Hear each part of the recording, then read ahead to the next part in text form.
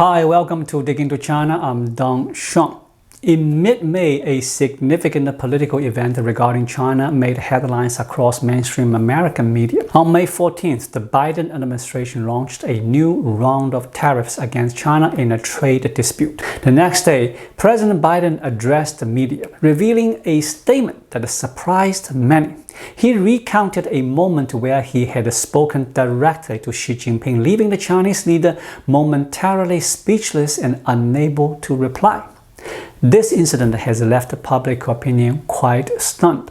Chinese people are accustomed to seeing Xi Jinping as articulate and commanding, often guiding discussions and even setting the course for US-China relations during talks with Biden. So, it's surprising for many to imagine Biden saying something to him directly that would render Xi Jinping speechless and unsure how to respond. It's certainly a situation worth pondering. How could Chairman Xi find himself in such an awkward predicament? Let's first take a look at how President Biden explained his decision to escalate the trade war with China. For too long, it hasn't been fair. For years, the Chinese government has poured state money into Chinese companies across a whole range of industries: steel and aluminum, semiconductors, electric vehicles, solar panels, the industries of the future, and even critical health equipment like gloves and masks. China heavily subsidized all these products, pushing Chinese companies to produce far more than the rest of the world can absorb, and then dumping the excess products onto the market at unfairly low prices, driving other manufacturers around the world out of business. And we've seen damage here in America. To name one example, back in 2000, when cheap steel from China began to flood the market, U.S. steel towns across Pennsylvania and Ohio were hit hard, and any of you from those areas know well. More than 1,800 iron workers and steel workers in Pennsylvania and Ohio lost their jobs. I'm not going to let that happen again. That's why today I'm announcing new tariffs in key sectors of the economy that are going to ensure that our workers are not held back by unfair trade practices. They include, the thing I'm announcing today, 25% tariff on Chinese steel and aluminum products, and we'll counter China's overcapacity in these industries. And we're making major investments in clean American steel and aluminum. Clean American steel and aluminum. It's a big deal. Clean because of the way we manufacture it here. It emits half as much carbon as steel made in China. Continuing, Biden proceeded to disclose the behind-the-scenes details. While I don't have the video, I do have the transcript of the White House speech. It reads, "I've spent a lot of time with Xi Jinping. Early on, he said, 'Why am I being unfair with China?' I said, 'Look, we'll play by the same rules if you want. If you want to do business in China, you got to have a 51% Chinese owner. You got to provide access to all your intellectual property, etc., etc. You want to do that in America?' There was silence." Biden's words address a pressing issue. While we often discuss how to handle the CCP and the Chinese businesses using American laws, it's crucial to acknowledge that the CCP operates on a different level when dealing with American companies. For instance, despite being American, a company may be required by the CCP to establish a party committee with decision-making authority over its operations, a regulation that lacks fairness. When Xi Jinping implements such rules, does he consider how Americans would react? So, when Biden questions why Xi Jinping fails to respond when faced with similar regulations, it's because he truly has no answer. The CCP's unconventional regulations on foreign investment companies are not even up for discussion. Here are my takeaways. To start, the response from China's Ministry of Foreign Affairs to Biden's escalated trade war was less intense than expected. It didn't match the level of fervor suggested by Treasury Secretary Yellen to the media, who hinted at a strong Chinese reaction. From the official statement of the Ministry of Foreign Affairs, it was apparent that the reaction wasn't as heated as predicted. Foreign Ministry spokesperson Wang Wenbing's formal response criticized the U.S. for persistently politicizing economic and trade matters and further raising tariffs on China, calling it a compounding mistake. He also warned that these protectionist measures by the U.S. would disrupt global supply chain security and stability. Moreover, he pointed out that imposing tariffs would significantly increase the cost of imported goods, burdening American business and consumers with greater losses and expenses.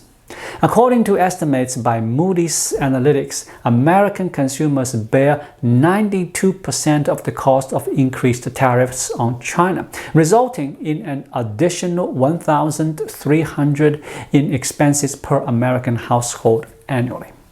Wang Wenbing's remarks echoed the perspective I previously mentioned. The CCP doesn't appear overly troubled by the extra $18 billion in tariffs, considering trade was already constrained. Their primary concern remains Trump's $300 billion tariffs on Chinese imports. Therefore, when Wang Wenbing cites examples of increased household expenses for American consumers, he's referring to Trump's trade war. The calculation he alludes to stem from Trump's trade policies, suggesting that the CCP isn't particularly focused on additional tariffs imposed by the Biden administration. Their attention is still on Trump's more extensive trade actions. Secondly, Biden's revelation of his conversation with Xi Jinping is undeniably major news. I'm confident that the CCP would never divulge this insider information. They wouldn't dare to share Biden's remarks, let alone report or critique them. Typically, whenever there's any criticism of the CCP from the US or any news reports that are unfavorable to the CCP, they promptly counter, dismissing the reports as inaccurate or unfounded accusations. As for today, the CCP has refrained from criticizing Biden's revelation of the conversation. It's likely because they dare not do so. This dialogue occurred privately between the two leaders, Biden and Xi Jinping. For CCP media to report on or refute it, they would need Xi Jinping's approval. Essentially, if Xi Jinping wanted to defend himself, state media would respond accordingly. However, it appears that the CCP state media hasn't received such authorization from Xi Jinping, which is quite intriguing. Consider if the Global Times were to criticize Biden's disclosed dialogue. If Chinese citizens were to find out, it would significantly impact Xi Jinping's image, given his perception as someone who guides the world's direction. It's puzzling to think he could be left speechless. Hence, the CCP's only recourse is to censor this news and avoid addressing it altogether. The third point regarding Xi Jinping's silence, I speculate there are two direct reasons. Firstly, Xi might not have had this content noted down in his agenda or wasn't prepared for the question. When Biden suddenly raised the issue saying, "Then let's play by your rules," Xi Jinping wouldn't have known how to respond because it wasn't on his agenda. This is a highly plausible reason. Secondly, Biden's tit-for-tat approach might have genuinely frightened Xi Jinping, making him fear that the US might treat the CCP in the same manner. Consequently, he had nothing to say. This possibility also exists. Fourthly, I believe Biden's words hit the mark in the ongoing competition between the United States and China. This represents a potent tool for the US in dealing with the CCP.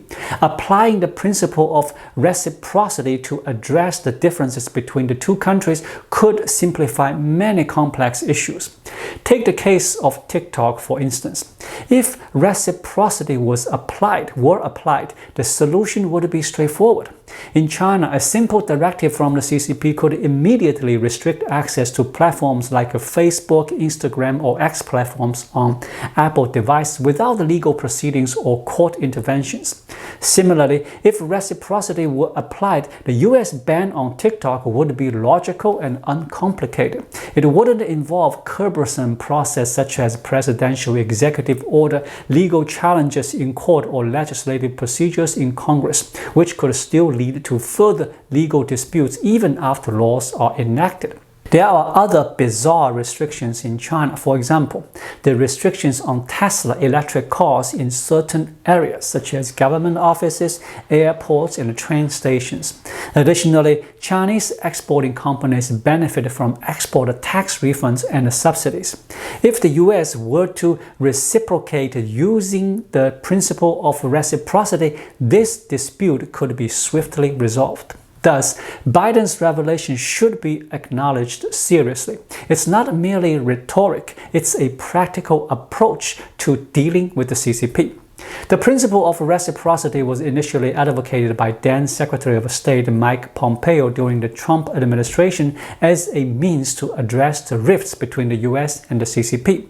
It proposes that each country should be treated in the same manner it treats the other. For instance, if US diplomats in China face restrictions in travel inside China and they require prior notifications to the Chinese Ministry of Foreign Affairs, then Chinese diplomats in the US should face similar constraints in US travel and need approval from the US State Departments. Likewise, if Americans are prohibited from waving the US flags or singing the national anthem in China, then Chinese individuals should be barred from waving the Chinese flag or singing Communist Party songs on American soil. Unfortunately, Pompeo's stance was later abruptly halted in official US discourse. Now, Biden's ability to express such sentiments is significant. However, achieving reciprocity isn't straightforward from the US government's perspective due to the need for legal authorization. Since the US operates under the rule of law, achieving reciprocity with China would require legislative action. It's hoped that legislators could be inspired to push for such legislation, which would change the current perception of the US as being inefficient or passive in its dealings with the CCP. Thank you for watching. Please like, leave a comment, and subscribe to my channel. Just click the subscribe button right here. I'll see you again shortly. Until then, be well.